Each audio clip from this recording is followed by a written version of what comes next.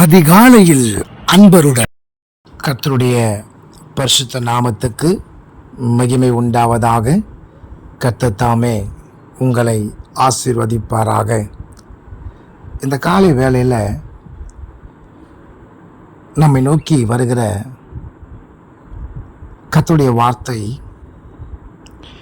நீங்கள் எதிர்பார்த்திருக்கும் முடிவை உங்களுக்கு கொடுக்கும்படிக்கு நான் உங்கள் பேரில் நினைத்திருக்கிற நினைவுகளை அறிவேன் என்று கர்த்தர் சொல்லுகிறார். அவைகள் தீமைக்கல்ல, சமாதானத்துக்கு ஏதுவான நினைவுகளே என்று எரேமியா 29 அதிகாரம் 11வது வசனத்தில் நாம் பார்க்கிறோம். ஆம் பிரியமானவர்களே, ஒவ்வொருவருக்கும் ஒரு எதிர்பார்ப்பு இருக்கிறது.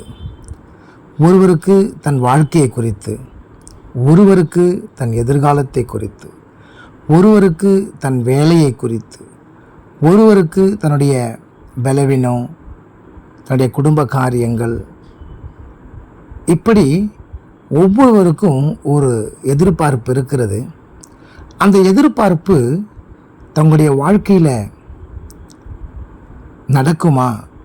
நாங்கள் எதிர்பார்த்து இருக்கிற இந்த நல்ல விஷயங்கள், இந்த நல்ல காரியங்கள் நடக்குமா என்று சொல்லி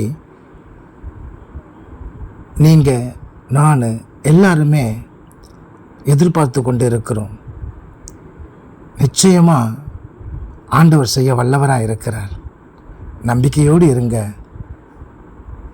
அவர் சமாதானக்கேற்ற காரியங்களையும், நீங்கள் என்ன காரியத்தை நினைச்சிருக்கீங்களையோ அந்த காரியத்தை செய்து முடிக்க அவர் வல்லவராக இருக்கிறார்.